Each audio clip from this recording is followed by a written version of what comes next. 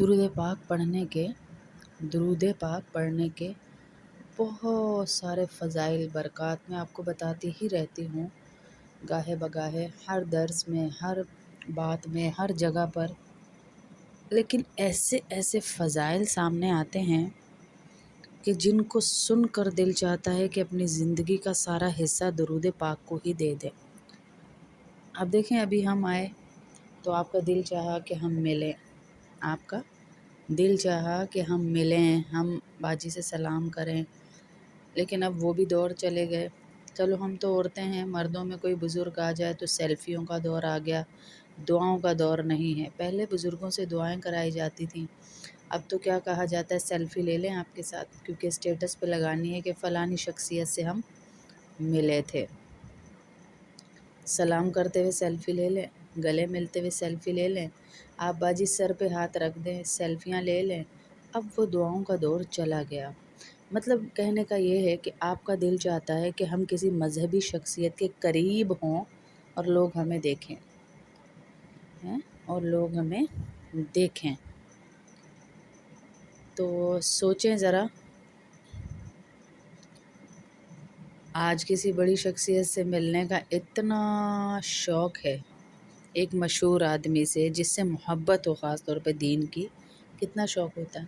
لیکن میں آپ سے سوال کروں کہ جب اربوں لوگ روز قیامت ہوں گے، اربوں لوگ ہوں گے، اربوں کا مطلب پتہ کیا ہے؟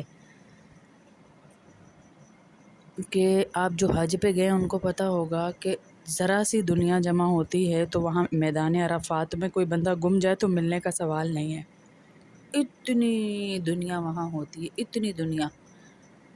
تو سوچیں ذرا، ہماری محبوب ہستی جس سے ہم ملنے کے لیے قیامت والے دن تڑپ رہے ہوں گے، محمد جیسے صلی ابھی آپ اللہ میں آئی علیہ تو ساری وسلم، لائن لگا کے کھڑی ہوئی نا، سلام تڑپ کرنے کے رہے لیے ہوں کہ گے میں باجی اور آئیں، آپ باجی۔ کہ ہماری کسی طرح ملاقات میری ہو نہ جائے کوئی ہمارے نبی سے، شخصیت، ہیں؟ نہ میرا کوئی پہچان، دین کی وجہ سے کھڑی ہوئی۔ وہ دور دور سے عورتیں آ رہی ہیں لیکن آگے نہیں آنے دیا جا رہا، کس وجہ سے؟ کہ ہم نے ملنا ہے، ہم نے دعا کا کہنا ہے۔ مشہور زمانہ، مشہور جنت، اللہ کا محبوب، ہماری آنکھوں کا تارا، ہماری نسلیں ان پہ قربان، جن سے ہم نے قیامت والے دن ملنا ہوگا، تو ہم کیسے ملیں گے؟ حج پہ کتنے لوگ ہوتے ہیں؟ پوری دنیا جمع ہوگی۔ امیجن کریں کہ قیامت والے دن کتنے لوگ ہوں گے، عرفات کے میدان میں کتنے لوگ ہوتے ہیں؟ کوئی کھو جائے عرفات میں، 30-35 لاکھ افراد اتنے ہوتے ہیں کہ عرفات میں میدان میں جو ہوتے ہیں، تو 8 ارب لوگ تو اس وقت دنیا میں رہ رہے ہیں، 8 ارب لوگ ابھی تک دنیا میں رہ رہے ہیں۔ تو سوچے روز محشر میں کتنے لوگ ہوں گے، جو آدم علیہ السلام سے لے کے ابھی تک کے کتنے لوگ ہوں گے، اور خاص طور پہ جو مسلمان ہوں گے، اور اللہ کے نبی صلی اللہ علیہ وسلم سے پھر ہم کیسے ملیں گے؟ ہم کیسے ملیں گے؟ کیسے ملاقات ہوگی اتنی دنیا میں؟ کیسے آگے جائیں گے؟ تو میں آپ کو کچھ فارمولے بتا دیتی ہوں جن سے اللہ کے نبی صلی اللہ علیہ وسلم آپ کو پورے مجمع میں سے ڈھونڈ کر کہیں گے، وہ میری بندی ہے، اس کو آگے لے آؤ، وہ میری بندی ہے، اس کو آگے لے آؤ۔ یہ ہے سب سے پہلا فارمولہ۔ اللہ کے نبی صلی اللہ علیہ وسلم کی حدیث کی مفہوم ہے کہ تم میں سے میرے سب سے زیادہ قریب وہ ہوگا جو درود شریف زیادہ پڑھے گا۔ اب یہ مجھ پہ اور آپ پر ہے کہ ہم کتنا وقت سوشل میڈیا پہ گزارتے ہیں، موبائل کو اسکرولنگ کرتے ہوئے گزار دیتے ہیں، یا کتنی دیر ہم اللہ کے نبی پہ درود پڑھتے ہیں۔ اللہ کے نبی صلی اللہ علیہ وسلم نے کہا جو ڈیلی 50 دفعہ درود پاک پڑھے گا، میں اس سے مصافحہ کروں گا۔ اللہ اکبر، اللہ اللہ اللہ ہیں کہ ہم سے اللہ کے نبی بلائیں گے، بھائی اس کو بلاؤ۔ اب میں اس مجمع میں سے، جیسے ابھی میں نے ان کو کہا نہیں ان کو آگے کر دیں، میں جانتی ہوں، ہے کتنی بڑی ان لوگوں کے لیے بات ہو گئی کہ ہمارا نام باجی نے لے لیا، ان کو آگے کر دیں۔ میں جانتی ہوں، ہائے ہائے، دو جہانوں کا سردار کہہ دے کہ ان لوگوں کو میں جانتا ہوں، آگے کر دو، اور اس سے بڑھ کے میں ان سے مصافحہ کروں گا۔ ہیں محبت کسے کہتے ہیں؟ حضرت انس حضرت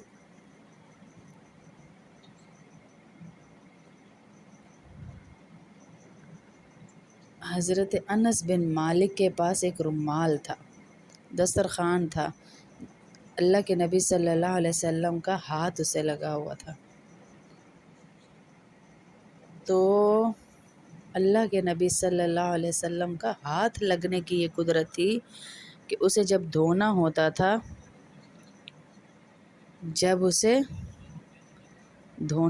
تھا، تو وہ مشین میں یا سرف میں یا ٹب میں نہیں بھگوتے تھے، پتہ کیا کرتے تھے؟ اسے آگ میں ڈالتے تھے، میل جل جاتی تھی اور کپڑا واپس آ جاتا تھا۔ تو لوگوں نے دیکھا یہ تو بڑا عجیب سا واقعہ ہوتا ہے، یہ کیا؟ کہا انس، آپ کپڑے کو اس طرح جلاتے ہیں، یہ کون سا طریقہ ہے دھونے کا؟ اور کپڑا جلتا بھی نہیں، صاف ہو کے باہر آ جاتا ہے آگ سے۔ کہا میں بتاؤں، ایک دفعہ میرے نبی صلی اللہ علیہ وسلم نے اس کپڑے کو ہاتھ لگا لیا تھا۔ جس چیز کو میرے نبی ہاتھ لگا لیں اس پہ آگ حرام ہے جنت کی۔ تو سوچے ہم سے جب مصافحہ ہو جائے گا، اللہ اکبر، ہم سے جب مصافحہ ہو جائے گا ہمارے نبی کا، تو پھر ہم پر کیسے آگ حرام ہو جائے گی؟ حرام ہو جائے گی جہنم کی آگ، اور جنت ہمارے لیے لکھ دی جائے گی۔ ہاں، جس کپڑے کو نبی پاک ٹچ کر لیں تو پھر امتی کو، اللہ اکبر، کیسے ہمیں کر سکتے یہ ہے بتائیں؟ اللہ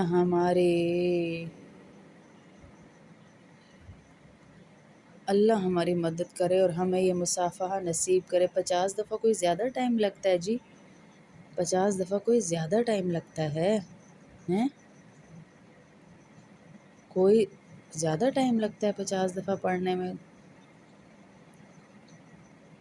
تھوڑا سا تو ٹائم لگنا ہے۔ میں واقعہ سناتی ہوں آپ کو، بنی اسرائیل کا واقعہ، اللہ کے نبی صلی اللہ علیہ وسلم سے بہت پہلے کا واقعہ، وہ میں سناتی ہوں آج آپ کو۔ بنی اسرائیل میں 3 لڑکے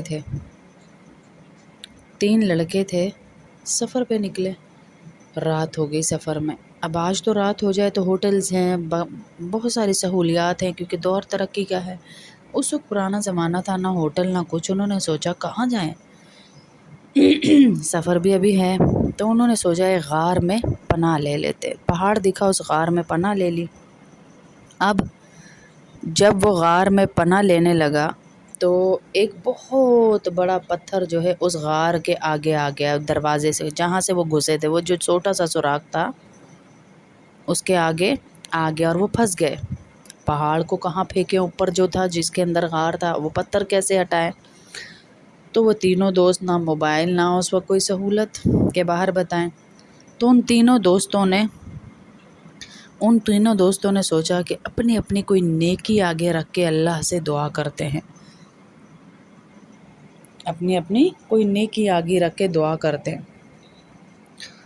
تو ان میں سے پہلے دوست نے کہا کہ یا اللہ، تجھے پتہ ہے میں جنگل میں جاتا ہوں، بکریاں چراتا ہوں، دودھ لاتا ہوں، تو پہلے میں اپنے ماں باپ کو پلاتا ہوں، پھر بچوں کو پلاتا ہوں اور سلاتا ہوں۔ یا اللہ، میں یہ سارا تیری رضا کے لیے کرتا تھا، یا اللہ میں سارا تیری رضا کے لیے کرتا تھا، مجھے جو ہے آج یہاں سے بچا لے، یہاں مجھے بچا لے، اس سے بچا لے، مجھے آج اس مصیبت سے نکال دے۔ تو حضور پاک صلی اللہ علیہ وسلم فرماتے ہیں تھوڑا سا پتھر سرک گیا، اس کی دعا سے، پہلے دوست کی، تھوڑا سا پتھر سرک گیا، پیچھے کی طرف ہو گیا۔ پھر دوسرے دوست نے دعا کی کہ یا اللہ، تجھے پتہ ہے میرے خاندان کی ایک عورت میرے پاس آئی اور مجھے اس نے کہا مجھے پیسوں کی ضرورت ہے اور مجھے تھوڑے سے پیسے دے دے، میں بہت مجبور ہوں۔ لیکن مجھ پہ شیطان تھا۔ میں نے اسے کہا کہ میرے ساتھ گناہ کرے گی تو میں تجھے یہ دوں گا پیسے۔ شیطان آ گیا میرے اوپر، اور یا اللہ، اے اللہ، میں نے اس وقت وہ میرے ساتھ جب کمرے میں برائی کرنے گئی، وہ رونے لگ گئی، تو میں نے اس کو تیرے خوف کی وجہ سے چھوڑ دیا۔ یا اللہ، تجھے اگر میرے وہ تقوی پسند آیا، اس وقت میرے پاس کوئی بھی نہیں تھا یا اللہ، اس وقت میرے پاس کوئی نہیں تھا، صرف کوئی دیکھ نہیں رہا تھا، تیرا خوف تھا، اور میں نے اس بند کمرے سے اس بچی کی لڑکی کو باہر نکال دیا اور اسے پیسے دے دیے۔ یا اللہ، اگر تجھے میری وہ ادا پسند آئی ہو تو اس پتھر کو آگے سے ہٹا دے۔ تھوڑا سا پتھر آگے سے اور ہٹ گیا، تھوڑی اور جگہ بنی، لیکن اتنی نہیں کہ وہ لوگ باہر نکل سکے۔ اب باری تھی تیسرے دوست کی۔ اس تیسرے نے دعا کی۔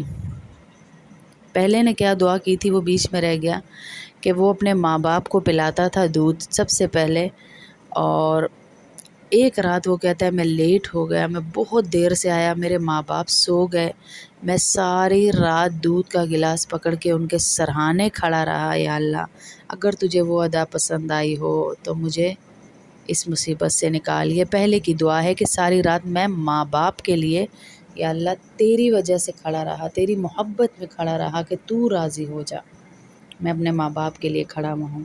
دوسرے نے کہا یا اللہ میں نے برائی سے، تیرے ڈر سے اپنے آپ کو بچایا، تقوی اختیار کیا، میری یہ نیکی اگر تجھے قبول ہے تو یہ پتھر ہٹا دے۔ اب تیسرا دعا کر رہا ہے، یا اللہ ایک دفعہ میں نے مزدوری کروائی، ایک مزدور آیا، اس نے مزدوری کی، اور مزدوری کر کے جب وہ جانے لگا تو وہ اپنی مزدوری لینا بھول گیا اور چلا گیا، وہ بھول گیا، اور وہ جب کچھ سالوں کے بعد واپس آیا تو میرے پیسے دے دیجئے میں بھول گیا تھا، تو کہنے لگا کہ یہ جتنی بکریاں ہیں، تو وہ جو مزدور کی جس نے مزدوری رکھی تھی نا، جب مزدور آیا تو وہ کہنے لگا جتنی بکریاں ہیں میرے، یہ ساری تجھے نظر آ رہی ہیں، یہ لے جا۔ وہ حیران ہو گیا، وہ کہنا ہیں بکریاں لے جاؤں، میری تو تھوڑی سی مزدوری تھی۔ تو کہنے لگا تو اتنے عرصے بعد آیا تو میں نے وہ امانت کے طور پر رکھ دی تھی، اس لیے میں نے وہ نیکیاں ساری، وہ پیسے تیرے لگا دیے میں نے اس بزنس میں، اور اس بزنس میں جب لگائے تو یہ بکریاں بڑھتی گئیں، اور اس کو جتنی ہے لے جا، اور وہ گیا اور اس کو دعائیں دیتا ہوا گیا۔ تو اس دعا کو یا اللہ اگر تو یاد رکھے، اس نے پھر دعا کی تیسرے نے کہ یا اللہ اگر تجھے میری وہ نیکی یاد ہے جو میں نے اس کا حق نہیں مارا تو تو ہمیں اس پہاڑ سے باہر نکال دے، ہیں تو ہمیں باہر نکال دے۔ اللہ اکبر! اللہ نے کیا کیا پھر سوچا ہم نے کبھی؟